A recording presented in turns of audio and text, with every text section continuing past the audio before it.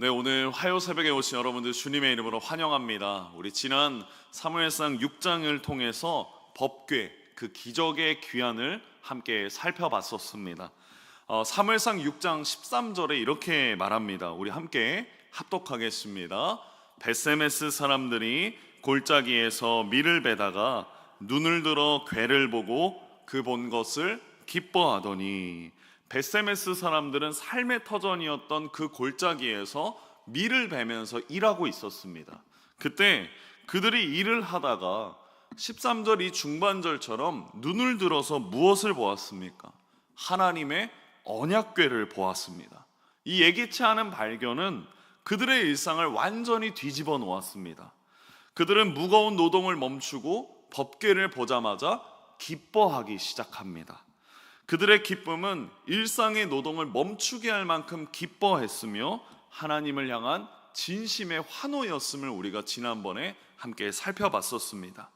그런데 바로 이 기쁨의 절정 속에서 어떤 일이 벌어집니까? 비극적인 일들이 벌어지기 시작합니다. 19절 말씀 우리 함께 합독하겠습니다. 벳세메스 사람들이 여호와의 궤를 들여다본 까닭에 그들을 치사 5만 70명을 죽이신지라. 여호와께서 백성을 쳐서 크게 살육하셨으므로 백성이 슬피 울었더라.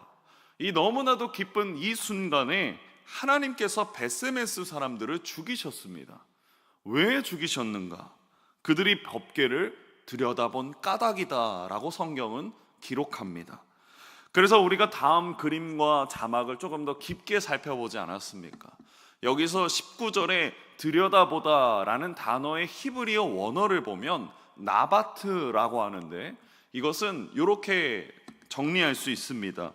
호기심을 가지고 무례하게 들여다보거나 거룩한 경계를 넘어서 탐색하는 것, 호기심을 갖는 것, 그리고 들여다보는 것, 탐색하는 것, 그것은 하나님이 벳세메스 사람들이나 오늘날 우리에게 주신 귀한 능력 중에 하나입니다. 그런데 우리도 사람과 사람 사이에 무례하게 선을 넘으면 불쾌해지는 것이 당연한데, 하나님은 어떠시겠습니까?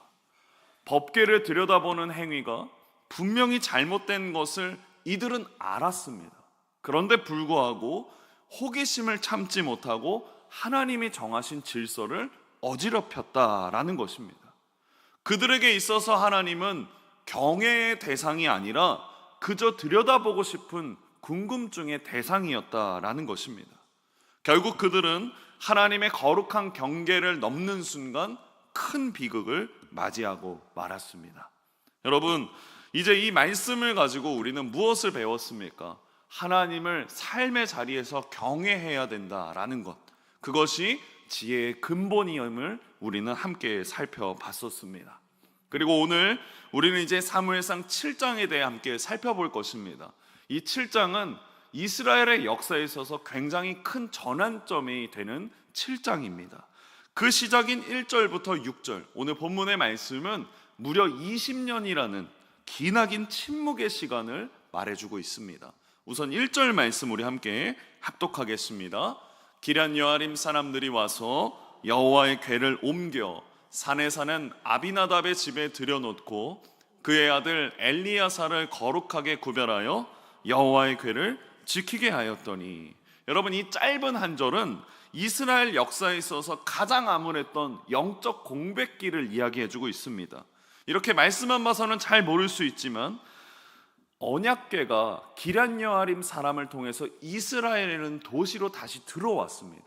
그런데 여러분, 우리가 계속해서 사무엘 5장, 6장 때 살펴봤던 하나님의 언약궤는 원래 어디에 있었습니까? 실로라고 하는 이스라엘의 수도 중에 하나, 즉 하나님의 성전 안에 위치하고 있었어야 했습니다. 그런데 오늘 본문에 어떻게 기록되어 있습니까? 산에 사는 아비나답의 집에 놓아졌다라고 기록되어 있습니다. 정작 있어야 할 성막에 있는 것이 아니라 개인의 집이었던 기럇 여아림 속의 아비나답의 집에다가 하나님의 언약궤를 모셔놨던 것입니다. 그리고 이것을 방치해 둔 것입니다. 그 기간이 몇 년이냐? 2절 말씀에 이렇게 기록하고 있습니다. 우리 함께 앞부분만 합독하겠습니다. 괴가 기럇 여아림에 들어간 날부터 20년 동안 오래 있은지라. 이 2절 노란색 부분처럼 그 기간이 몇 년입니까? 20년입니다. 여러분, 오늘날 우리의 기간을 봐서라도 10년이면 강산이 변한다고 하는 것처럼 지금 20년이란 세월은 2번이나 강산이 변할 정도로 긴 시간이었습니다. 그런데 20년 동안 이스라엘 백성들은 하나님의 언약궤를 기럇 여아림의 아비나답의 집에다가 방치해두고 있었다라고 1절과 2절에 기록되어 있는 것입니다. 그런데 2절 말씀은 여기서 끝나지 않습니다. 그 끝부분을 다시 한번 보겠습니다. 괴가 기럇 여아림에 들어간 날부터 20년 동안 오래 있은지라. 우리 함께 합독하겠습니다. 이스라엘 온 족속이 여호와를 사모하니라. 여호와를 사모하니라. 여러분, 이 사모하니라 라는 부분을 좀 주목해 봐야 합니다. 이 단어는 흔히 쓰이는 갈망하다, 바라보다 라는 뜻이 아닙니다. 2절에 쓰인 히브리어 원어를 직역으로 보면 이렇게 기록할 수 있습니다. 모든 이스라엘의 집이 여호와를 따라 탄식하였다라고 기록합니다. 여기서 이 탄식하다라는 뜻은 나하인데, 여기서 가로로 있는 것처럼 슬퍼하다, 비통해하다라는 의미를 가지고 있는 것입니다. 여러분 보십시오. 진정한 사모함은 탄식에서 시작이 된다라는 것입니다. 20년 동안 이스라엘은 깨달은 것입니다. 우리가 이제는 언약궤가 없어서가 아니라 하나님을 제대로 섬기지 못했기 때문에 이토록 고통받고 있었다라는 것을 진심으로 슬퍼하고 탄식하고 비통해했다라는 것입니다. 깊은 영적 고통, 깊은 영적 탄식이 그들의 마음을 이제 채우기 시작했다라는 것입니다. 사무엘은 이것을 놓치지 않았습니다. 명확한 행동 지침을 제시해주고 있는 것이죠. 여러분, 우리 삶에도 이런 20년이 있지 않습니까? 기도에도 응답이 없는 것 같고, 내 삶의 문제들은 끄떡없는 것 같고, 하나님과의 관계에서도 깊이가 없는 것 같은 그런 정체기가 우리에게 있지 않습니까? 그런데 성경은요, 우리에게 말해주고 있습니다. 그 침묵 속에서도, 그 정체 속에서도 하나님은 우리 마음을 움직여서 하나님을 사모하게 하신다라는 것입니다. 이 사모함, 이 갈망, 이 탄식이 바로 영적 부흥의 씨앗이었다라는 것입니다. 이 사모함이 어디서 오는 것입니까? 바로 우리가 하나님 앞에 전심으로 돌아가야 되겠다라는 것을 깨닫게 해주시는 성령의 감동에서 시작되는 것입니다. 그래서 사무엘은 이 부분을 놓치지 않습니다. 3절 말씀에 이렇게 말하고 있습니다. 우리 같이 함께 합독하겠습니다. 사무엘이 이스라엘 온 족속에게 말하여 이르되 만일 너희가 전심으로 여호와께 돌아오려거든 이방 신들과 아스타롯을 너희 중에서 제거하고. 그렇습니다. 사무엘은 이스라엘 백성들이 기럇 여아림에다가 하나님의 언약궤를 방치해 두었다가 그 순간 이스라엘 백성들 마음속에 하나님께 돌아가려고 하는 깊은 탄식이 일어났을 때 놓치지 않았습니다. 그러면서 말하는 것입니다. 제거해야 된다. 제거해야 된다. 다음 자막을 보시면 히브리어로 수르라고 말하는데 단순히 없애는 것으로 이야기하는 것이 아닙니다. 그냥 눈에서 치워버리는 것으로 끝나는 것이 아니라 완전히 떠나버리다. 제거하여서 이제는 완전히 멀리하다. 등을 돌리다. 뿌리를 뽑아버리자. 그런 의미의 수르입니다. 매우 강력한 동사로 사용되는 부분입니다. 당시 이스라엘의 안에는 하나님의 언약궤를 방치하면서 그 안에 바알과 그리고 아스다롯을 섬기는 풍습이 있었습니다. 다음 사진을 보시면 눈에 보이는 바알과 아스다롯은 이스라엘 백성들에게 하나님의 언약궤를 바라보는 것이 아니라 바알과 아스다롯의 우상을 바라보았다라는 것입니다. 바알은 재물과 번영, 아스다롯은 풍요와 쾌락의 우상이었습니다. 사무엘은 이스라엘 백성들 안에 바알과 아스다롯을 섬기고 있는 것을 알았습니다. 그리고 그들에게 말하는 것입니다. 이것들을 뿌리 뽑아 버려야 된다. 제거해야 된다. 완전히 등을 돌려야 된다. 그렇게 말하는 것입니다. 그러면서 사무엘은 그 영적 대청소의 장소로 미스바를 선택합니다. 5절 말씀 우리 함께 합독하겠습니다. 사무엘이 이르되 온 이스라엘은 미스바로 모이라. 그렇습니다. 여기서 이 미스바는 그 지명의 뜻은 망대입니다. 하나님을 바라보고 하나님께 우리의 모든 것을 올려드리자라고 고백하는 진정한 항복의 장소입니다. 여기서 일어난 회개의 행동이 세 가지 축으로 우리 함께 살펴보겠습니다. 6절 말씀 함께 합독하겠습니다. 그들이 미스바에 모여 물을 길어 여호와 앞에 붓고 그날 종일 금식하고 거기에서 이르되 우리가 여호와께 범죄하였나이다 하니라. 사무엘이 미스바에서 이스라엘 자손을 다스리니라. 이 첫 번째 행동이 무엇이냐? 물을 길어서 부었습니다. 학자들마다 해석이 조금씩 다르지만 가장 강력한 해석은 죄악을 씻겠습니다, 씻어주십시오 라는 의미의 정결의 의미에서 물을 길어서 부었다라고 해석합니다. 물이 땅에 쏟아지면 어떻습니까? 다시 주워 담을 수 없습니다. 이제는 제 힘으로 사는 것이 아니라 하나님이 주신 힘으로 살겠습니다 라고 고백하는 그 정결의식, 그것이 물을 길어서 여호와 앞에 부었다라는 것입니다. 두 번째로 어떤 행동입니까? 그날 종일 금식했다. 금식은 무엇이냐? 영적인 일에 전심으로 제가 집중하겠습니다 라는 의지의 표현입니다. 나의 육체적인 욕구, 제가 먹어서 배부르고 먹어서 등이 따숩고 그런 모든 욕구를 내려놓고 세상의 즐거움을 잠시 멈춰놓고 오직 하나님의 음성에만 귀를 기울이겠습니다. 그렇게 전적인 의지의 표현이 금식입니다. 세 번째는 사무엘의 다스림, 즉 영적 권위에 대한 순종입니다. 회개가 일어난 그 백성들 사이에 사무엘의 리더십을 인정해주고 사무엘 앞에 온전히 순종하는 모습을 보여주고 있는 것입니다. 여러분, 이것은 사무엘에게, 한 개인에게 충성하겠습니다 라는 의미가 아닙니다. 공동체의 결정을 따라가고 하나님이 정하신 질서를 어지럽히지 않겠다라고 하는 그 권위에 대한 순종을 의미하는 것입니다. 여러분 보십시오. 바알과 아스다로를 섬기는 것은 이스라엘의 실수가 아닙니다. 이것은 명백한 하나님 앞에 죄입니다. 죄는 모호하게 넘어갈 수 없습니다. 미스바는 우리가 죄의 이름을 부르짖고 죄를 인정하고 하나님께 용서를 구할 때 비로소 회복이 시작됨을 보여주는 것입니다. 저는 우리 교회가, 그리고 개개인의 여러분의 삶이 바알과 아스타롯을 제거하고 여호와만 섬기는 이 미스바의 영적 대청소를 경험하셨으면 좋겠습니다. 우리는 너무나 눈에 띄는 문제만 보며 기도합니다.